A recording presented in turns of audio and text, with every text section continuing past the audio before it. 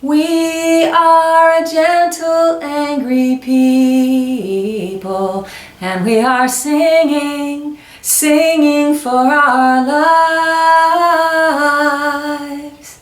That's one of my favorite Holly Near songs, and I thought it would be a good one to open this video where I offer some tips for taking care of your voice and some suggestions for how to sing better.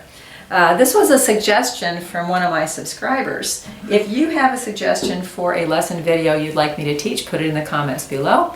And while you're there, hit that red subscribe button. I post a lesson video about once a week. Now, I'm mostly a guitar, ukulele, and mandolin teacher, but I have been singing all my life, so I do have some tips that I can offer you. First, breathe. And breathe deeply. Breathe from your diaphragm.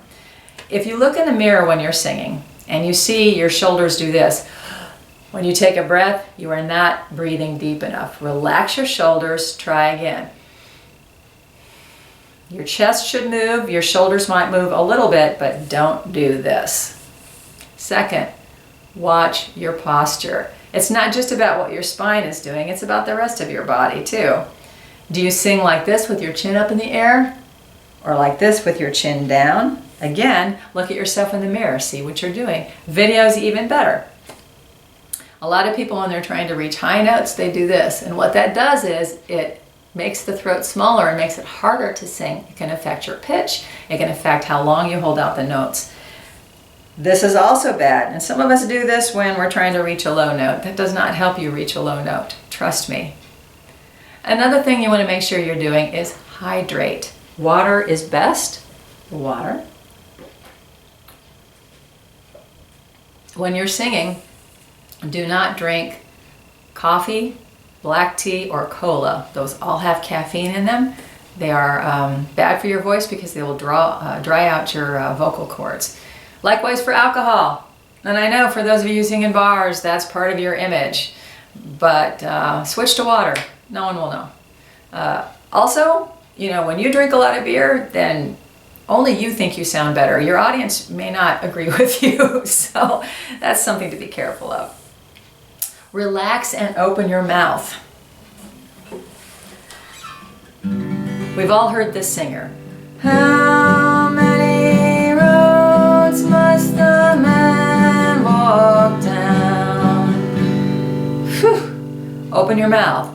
How many roads must a man walk down? Much better, right?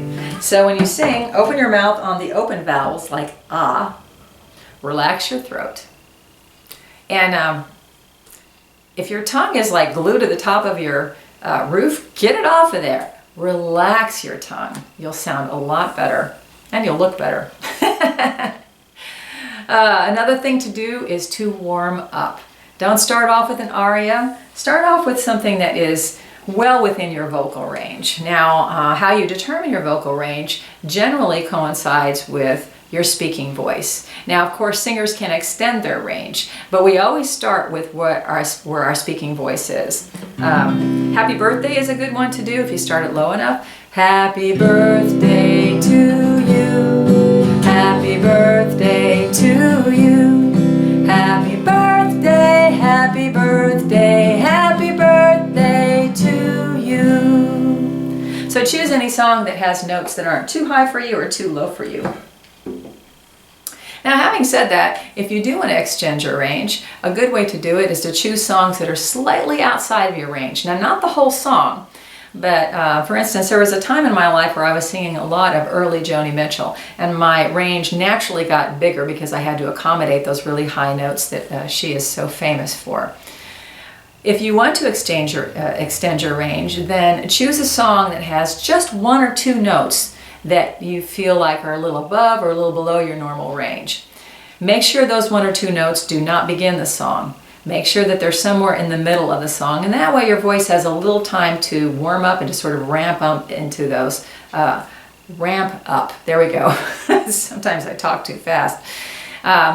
Get used to those higher notes. After a while, if you sing that song a lot, then your range will increase.